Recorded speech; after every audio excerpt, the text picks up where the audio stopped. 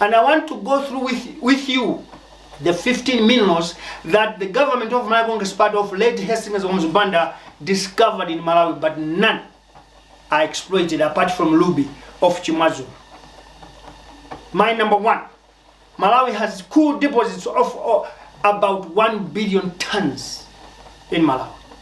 Funny thing is that we are used as a transit route for Mozambique to transport their coal. Yet we have our coal 1 billion tons. Not only in Kazizui, even in Muvi Wachilungamo, in Ichikwa.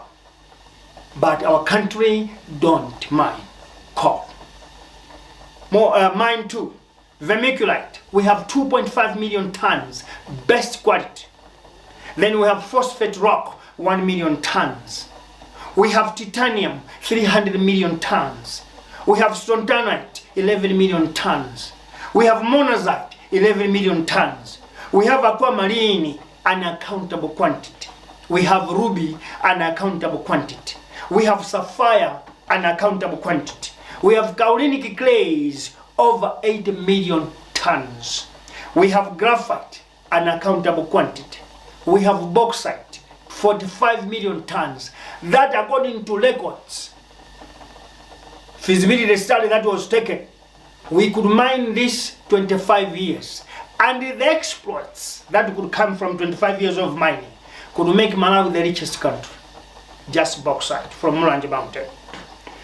Uranium, unaccountable quantity. But the company from where, Australia or Canada, is telling us that no more, the uranium is finished. No more. Kairekera has just been disposed, dumped. But we have uranium in Malawi, unaccountable quantity. Cement, 60 million tons. I was trying to build what we call Nzimulibasi. Nzimulibasi is like a shed at home. And I went around looking for cement. I only found cement from Ndola, Zambia. Cement from Lusaka, cement from Tanzania, cement from other countries. Yet we have 60 million tons of our own cement. Zomba there and Kasumu. The last one, the painful one, that makes me tear down. We have hydrocarbons in 2 places, offshore and onshore. We have petroleum, hydrocarbons, petroleum at Lake Malawi. And then we have gas in Shire Valley. The habit of not going extra mile has deprived our nation from development. Let us just imagine, if Kamuzuband had gone extra mile and opened these minerals, where could Malawi be today, citizens? It's a question, free one. Had the project of Mrs. Joyce Banda, that's number 2, had the project of Ms. Joyce Banda of 1 car, 1 house, or 1 car, 1 family could proceed, how much animals could we have today, 7 years later? I'll tell you this. Now, maybe apart from having minerals, it believes and depends much in livestock. The Herero people, if they say they are worth it, they talk about animals. In Malawi, Ms. Joyce Banda tried to introduce. Malawi failed to move a mile ahead. We are stuck.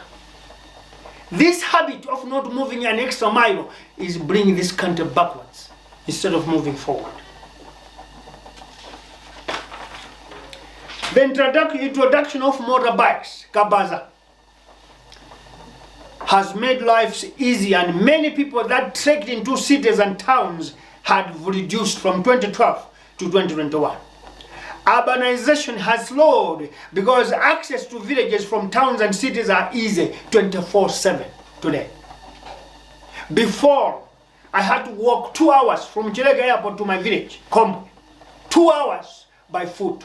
Today, it's 15 minutes. Kabaza. Development. But have we moved a mile ahead? No. Today, Kabazas are seen as a jeopardy. Kabaza motorbikes or cyclists have to be arrested, confiscated their means of development. I won't tell you this. 1994, there were many people that flocked to town because in the villages there was no development. Today, many people stay home and come to work in town daily because there's easy communication, easy transport system, Kabaza. Simple. We need just to get mile ahead as people.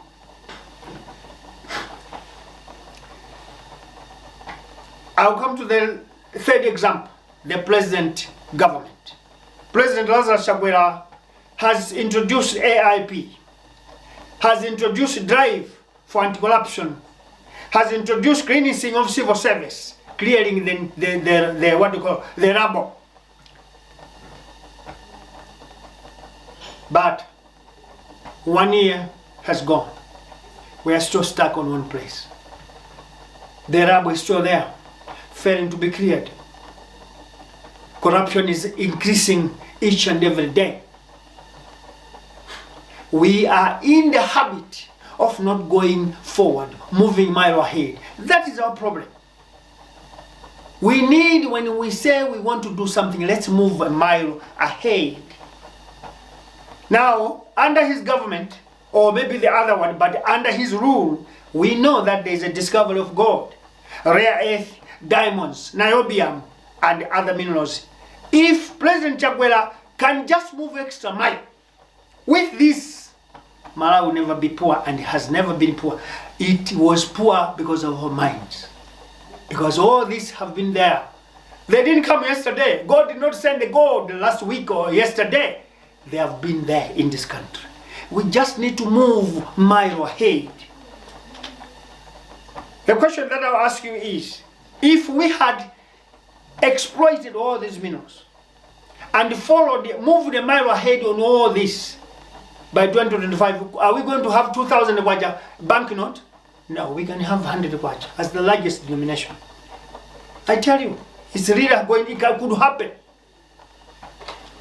Well, if the AIP could take place, something like maybe, let's say, sorry, there's power off, it's coming back, thanks. If the AIP program could be practiced for 3 years, how much produce could we have? And how many countries could be buying from us? Thereafter, we can stop it. When we stop it, now we need to introduce, which is the topic of today, that if you want your people to like you, love you, if you want your family or your father to love you as a child, your father must teach you ways and means of fishing. I've been fighting with one guy who said that this mind is change, cannot give food to the people. That mindset, that mentality is destroying this country. A family or a parent or government that teaches its people how to fish is the government that loves them. Because when the father dies, when the parent dies, the children will know how to fish and they'll keep on fishing. But those families who go and fish and give them the fish to eat, the day that the father dies, the day that the father gets old, the day that the father gets out or moves somewhere, children will cry, crying for their father who did not give them fish. This project of Mindset Change is teaching Malawians to know how to fish. Governments, companies, villages and citizens can grow greater in any undertaking if we adopt the habit of going extra mile. And I want us to intensify teaching our people how to fish, not to give them fish. Moving number 2. The habit of failing to go extra mile in any endeavor has deteriorated and destroyed some people's resolve to move this country forward. Example of Ton's government is its failure to go extra mile to bust corruption. There are cases of 62 billion kwacha, cases of 577 billion that dominated on the campaign period, Mesgate involving ministers, cases of controversial selling of the presidential jet, cases of police food ration gate that pushed DPP to refund 145 million back to Zamia Karim, cases involving presidential bodyguard, 5 billion cement saga, failing to go extra mile on those cases, there's no